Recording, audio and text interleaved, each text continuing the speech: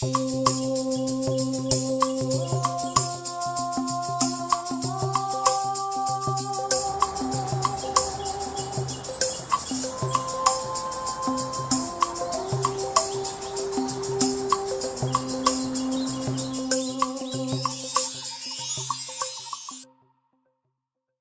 always ask for the roots of the person and where did you come from, how was Filka as a child, and yeah, maybe you want to share about Wow, my roots and how it came that I'm here. Well, many roots, but somehow when I kind of try to understand where what I come from relates with what I am now, I always think of that particular moment when I was a child, when I was sitting in the terrace of my father's kind of summer house. I was looking at the mountains and I had this kind of, I was looking at the mountains and just, I remember this point that it looked as if I saw them for the first time. I felt this kind of, I felt them very alive. I was looking at their forms, at their shapes, and it looked like something I had never seen before. And then a couple of years later, I was kind of already teenager, and I was like, by accident, we got lost in the national park of Pirin in Bulgaria. Like it's full of old, very big trees, and we got lost. And one part of me was like, ooh, kind of a little scared, but the other part of me was like completely astounded with the environment, because it was like this kind of old growth forest, one of the little, remaining parts of old growth forests in Europe, and they felt so powerful. And then the third episode is like a couple of years later, when in exactly this place where we got lost, there was an announcement that they want to expand the existing ski resort infrastructure. So that struck me very powerfully. Not because I was already in the environmental scene, trying to do things, little kind of teenage environmental activism, but also kind of, I had connected with that mountain in a kind of, let's say, more personal level, and that felt kind of emotionally kind of very, very, very traumatic, knowing that huge part of the forest and the entire landscape will be transformed. So then I was spending years fighting against this ski resort, and I didn't manage to do it. You know, like eventually they destroyed this part of the mountain. I've been repeatedly going there, protesting, doing actions in front of the ministry with other people, doing blockades, thinking of making a forest camp, and I couldn't stop it. We couldn't stop it. We were just like, and then I realized that it was something bigger than that. It was not only kind of little decisions of particular type of government or agencies that decide to go that. It was just a global dynamic of power and continuous economic growth that actually drives all that. And yeah. And then I was thinking that, like, perhaps I will. Then at that point I received an invitation to work on a campaign that was demanding accountability from the World Bank, you know, something like global institutions that's pushing for particular type of environmental, for economic agenda. And I was thinking, okay, let's see how the World Bank works and how we could reform or actually boycott the World Bank. So I went to Amsterdam from Bulgaria after a couple of years in environmental activism, and I started campaigning on the World Bank. And I saw that actually, if I want to somehow campaign for the integrity of the natural and the social world, and knowing how inseparable they are, the human and the ecological, I need to engage with economics. So I saw how central economics is economic growth, the whole idea of kind of continuous expansion, the trickle down effect was for the World Bank. So I decided to study economics, to be under, let's say, kind of undercover activist in the School of Economic and Business. So you can see myself in the morning, I was there learning about economic growth, endogenous economic growth, the continuous cycles of capital, the importance of development aid for African countries, the importance of opening markets. In the afternoon I was just like learning and writing and experiencing all the impacts of that economic policy that I was learning in the morning. So it was just like, so it was very revealing. So yeah, I learned statistics, economics, macroeconomics, and I just seeing how my classmates were just being transformed and started to think along the lines of these theories, no matter how abstract they were, and how unfair they kind of, and how untested they are, and actually what tremendous economic and social impacts they had in African and Asian and Latin American countries. But yeah, but somehow they keep on being there. So from there on, I shifted on to thinking that perhaps I need to do something that combines the ecology and the human and the economic, and was thinking that something like ecological economics exists. And I remember this point, I was in the house of my grandmother in Kazanluk in Bulgaria, under the vineyards. One summer I had just finished my master's in environmental economics in Amsterdam, in Vrije Universiteit of Amsterdam, and I was just like thinking, something like ecological economics must exist, you know, different type of economics. And I just typed ecological economics, and the name of Joan Martinez Allier appeared. And at that point he did not respond me, but he forwarded my email to another professor, Jeroen van den Berg, who actually sent me an offer and said, okay, why don't you come to Universitat Autónoma de Barcelona to do your PhD here? And here, coming and talking and writing and researching about climate change and happiness, I came in touch with the degrowth, people, ideas, networks, literature, and here I am doing, thinking, researching, acting, being, and learning. Yeah. I don't know whether that's kind of a long or short story, but that's more or less it, yeah. And I'm just very curious of the mountain now, if you want to tell me more about the mountain. The mountain? That mountain. Yeah. Well, there have been many mountains. Yeah, the mountains for me are just not only a physical object. That's like I feel them as very living thing, as a source of inspiration, a source of meaningfulness. So it's not by accident that it's all my passion for doing what I do come from there. And whenever I feel completely disillusioned and unable to process how to carry on, I always go back to the mountains. Actually, I regularly need to go back to the mountains for source of it. Because like the mountains have their physical aspect of being high, but you know, the process, at least the way I feel when I'm in the mountain, is that like I just, your way of thinking there, especially in the high part, is different. It's just like you above the tiny nitty-gritty material aspects of life, and you just like connect.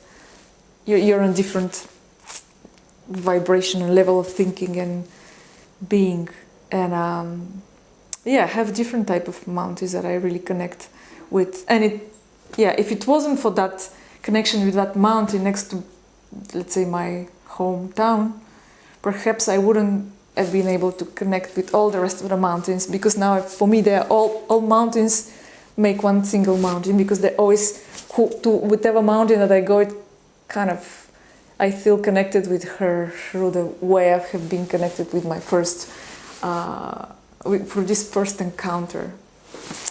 Yeah, I know it sounds so strange, but anyhow, it's kind of... It doesn't sound strange at all to me. Like, actually, one thing I always ask is about how connecting with nature or reconnecting with nature when we're so disconnected sometimes can help individuals and collectives to have some, to get involved in some kind of change or positive action. I'm sure you also have an opinion on this. Yeah, well, this is like at some point I was thinking, how can we provoke, let's say, community-based mobilization for social change? Because of course we can act with information, we can give them statistics about climate change, about biodiversity loss, but then unless that information comes in experiential way, unless we feel it, through our body, through our skin, through kind of, it doesn't really make a difference. Of course, not everyone is open, but at some point I was very much involved in doing these toxic walks, or for example choosing a site, mountain site, which is very kind of completely destroyed by a mine, and next to it there is there is still kind of good biodiverse, kind of picturesque part of it. So we were organizing these trips to the mountains where we could experience the beauty, the flowers, etc. And then all of a sudden we would see this enormous mine, and the contrast would be so huge that at some point you wouldn't be able to process with the mind.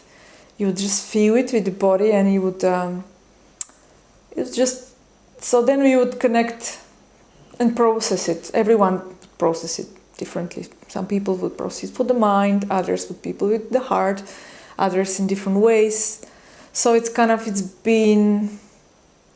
one of ways of kind of producing transformation of us sometimes. And connecting with nature, I mean, somehow I saw how connection with nature re-emerged during the lockdown, because we were all locked in our flats, away from, let's say, the open space which is non-human constructed. Of course, the term nature is very contested. We know that there are different types of natures, that nature is very much socially embedded, and it's not just one thing. But just during the lockdown, I had this strong impulse to start a small survey to ask, and I was asking people kind of one of the questions, I can't remember, like I was asking, what is it that you miss most? And almost 100% of the people responded.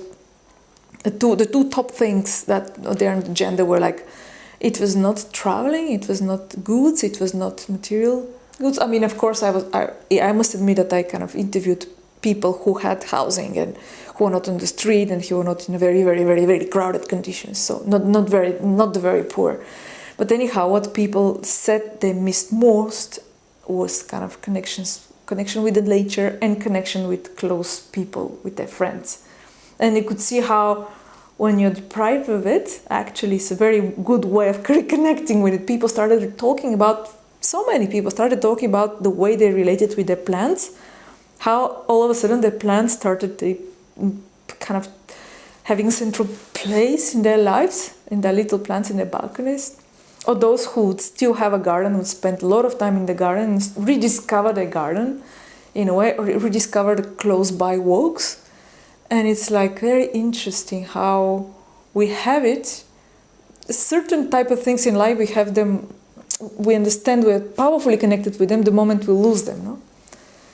So, yeah. Yeah, and also, well, you always study, I know you study happiness and meaningful, what is meaningful for people. I'm wondering how changing towards a more sustainable way of living, or to a more connected, community connected way of living can help people feel happier. After all the research you've done, what is your conclusions on this? Somehow, you know what? The more I study happiness, the more I understand it, just like the cosmos.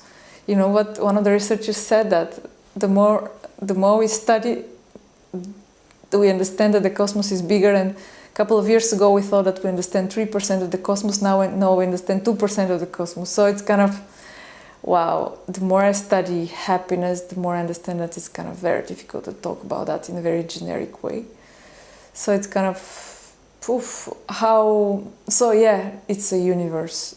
But so my notion of it is very limited. I just been studying the relationship between material accumulation, let's say, material satisfaction for our material needs, income, housing, this type of goods that make us look socially recognized, like cars and all that.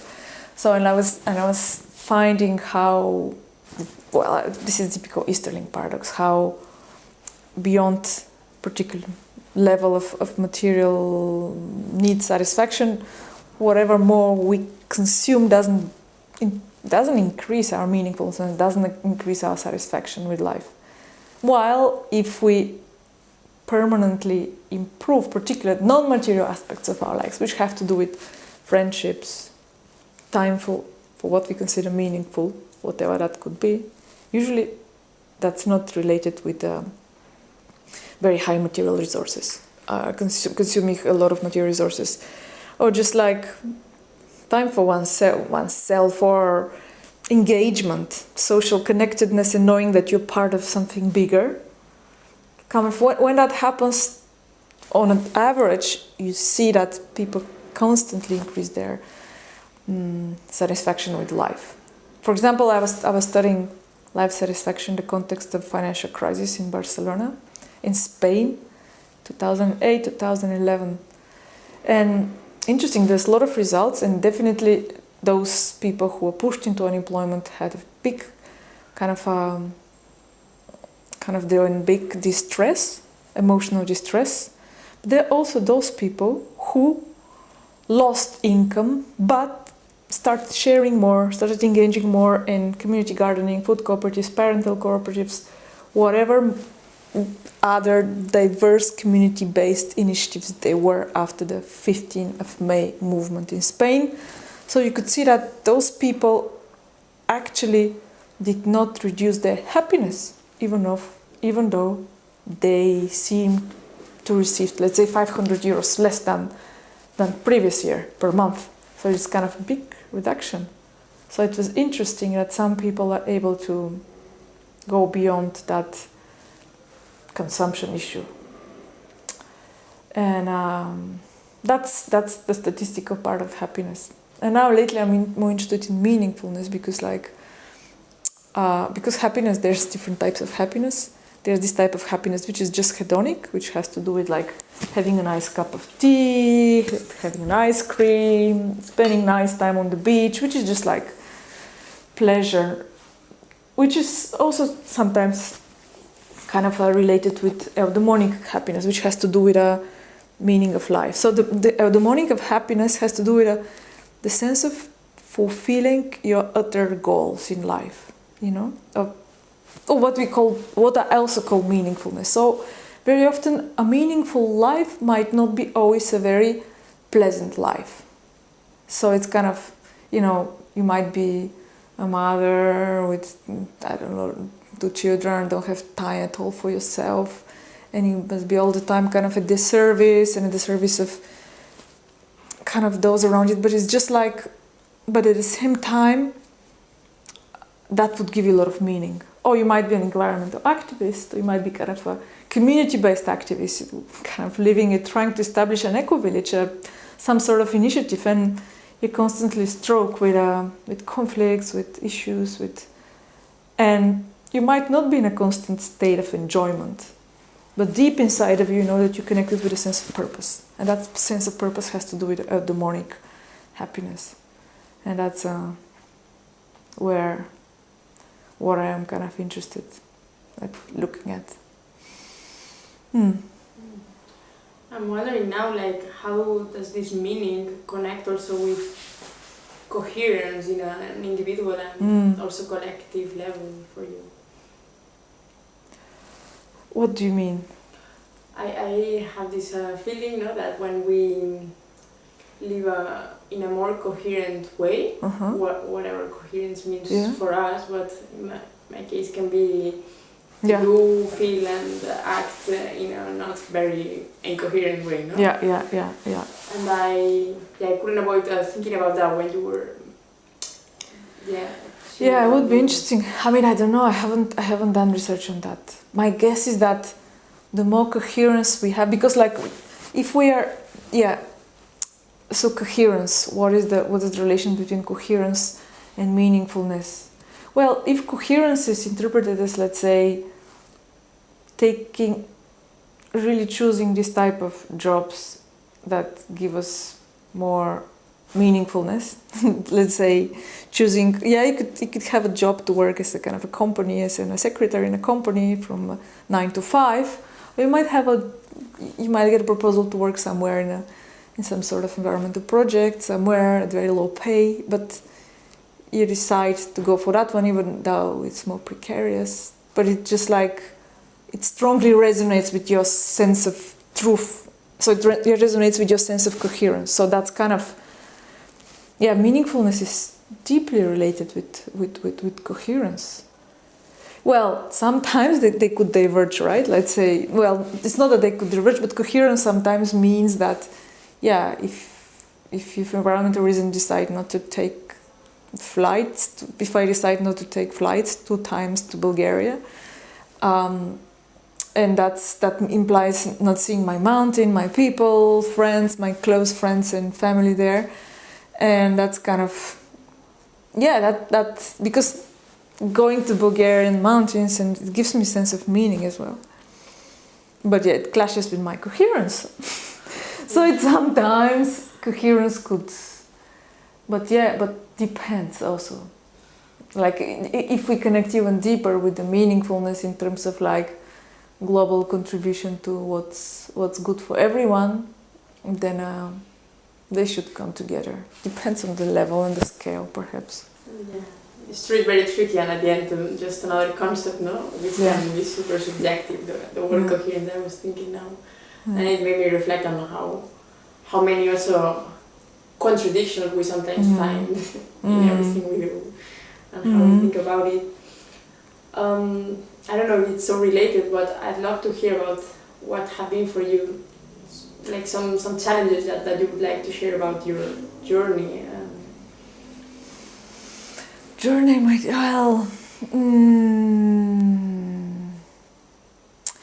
Well, the challenges on my journey. Well, if you decide to take the path of internal coherence and follow your ideals, like, I don't know, like in my case, trying to strive for transdisciplinary approaches, not being only economist, not only being sociologist, and not only being only a scholar, being also an activist, being also a mother, being also kind of a facilitator, being also a friend, not being in just narrow roles of only a teacher, So it's kind of, that's not very easy always, because the system is structured in a way so that they employ only economists and they want to see that you're publishing only an economic journal. So I've been just like, over the past years, I've been just like rejected multiple times from multiple positions that I was thinking that I could get, and in that way establish myself in a permanent job. So precarity, kind of the constant sense of precarity in the university context, where the work around organizing and care is not so valued. So if you decide to dedicate your time, after finishing my PhD, I opted for, and I had a passion for organizing a lot of summer schools and alternative forms of creating knowledge. So, and if I had been more strategic, I should have spent all that time perhaps publishing, producing, so I kind of have a CV with a lot of publications. And now here I am with a CV which kind of doesn't really reflect what most top jobs require. And that might sound, it's not that important, but kind of at some point, kind of the pressure to really establish yourself in academia and to have a kind of permanent position is so big, and you're just so easy to fall into the trap of social comparison, or underestimating yourself, or considering that you're just like, is it a failure what I've done so far? So you know what I mean? It's like, although it's so strange that I never believed I would ever care about academic comparison, until the moment that I get rejected a couple of times and I figure out, by the way that impacted me, that the structure, the university structure of social comparison, and you having to be kind of very, very, very productive, producing a lot of papers, I had really internalized that, and how I started to value myself according to the way kind of the academic system is expected us to be, producing papers and papers and papers and papers. So that's been very challenging to really keep believing that I'm coherent and what I do has a meaning, and has a meaning beyond my mere economic survival. So it's kind of, typical clash between my ideological values and my material reality. And that's kind of particularly relevant now, because today is one of the last days for me in ICTA, in Universitat Autónoma de Barcelona, after 12 years that I've been here after my PhD. Well, I worked for a couple of months in Greenpeace in Bulgaria in between, but overall 12 years I've been here. And I couldn't manage to stabilize myself. And I was like, was that a failure? But then I thought, perhaps, I feel grateful for all that. I feel so grateful to ICTA and to the Universitat Autónoma de Barcelona for being able to learn and also confront myself with this system and all its difficulties and sometimes what might seem positive or negative sides. So it's kind of, all these difficult challenges are also kind of a tremendous source of richness, if we know how to transform them. So, yeah.